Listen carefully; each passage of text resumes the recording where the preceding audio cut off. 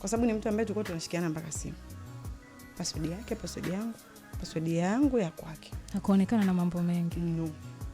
Can you imagine mpaka na account nani password yake, namba yake ya siri ya benki ya yani mifumo yake yote nilikuwa na mwanaume akikochea hivyo ujue yes. Basi. Kwa hiyo yani nilikuwa namwamini sana kwa sababu aliniachia vile vitu ambavyo sasa hivi hamna mtu sijui labda hapo lakini sijui kwa upande wangu mimi sijui.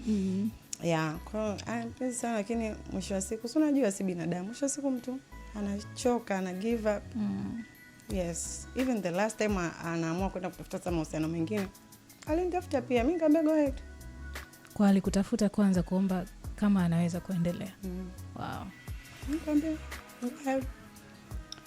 Kwa hivyo kila mtu akafanya maisha yake, tukaendelea kuwasiliana. Even that time ananitafuta kuniambia hivyo, wala sio kwamba alikuwa na mahusiano at that time, lakini yule ni mtoto wa kiume, huwezi kusema kwamba ndo alikuwa hivyo muda wote. Lakini sikuwa najua kama yani yale mahusiano official. Yani mpaka nakuja kujua hata hakuniambia. Sisi tuko tunawasiliana tu vizuri lakini ni kwa ajili ya mtoto. Yes, lakini ndio maana nikasema mimi nilipojizungumzia hivyo watu wanaweza kuniona mbaya. Lakini the time anarudi nyumbani kuna kitu alinikwaza, nikasema huyu mtu ambaye mimi siwezi kurudiana naye. Alifanyaje? Yani aliniambia alishani please mwanzo sana. Kwa nikawa nagoma, kwa akaamua kumtumia mtoto. Hichi kitu nakiongea na kama ananisikia anajua ninaongea ukweli. Aliamua kumtumia mtoto kivipi? Aliniambia sitohusika na wewe mtoto kwa chochote, sitomhudumia kwa chochote, yani each and everything wewe ndo utajua. Yani alijitoa as a father. Kwa mimi ndo nisimame mimi kama mimi, yani mimi ndo baba yake ndo mama yake.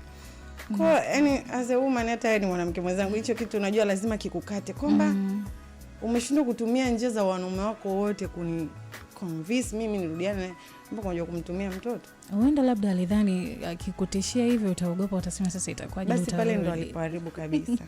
Kwa baada ya pale nilikuwa na hasira, afu at that time kumbuka yeye ndo alinileta daa sana na ndugu. Lakini yeye ndo mtu alionileta daa. Kwa at that time sikuwa na yani najua nafanyaje, afu mtoto alikuwa anasoma. Sikuwa najua cha kufanya. Hivyo mwisho siku nikahaswa.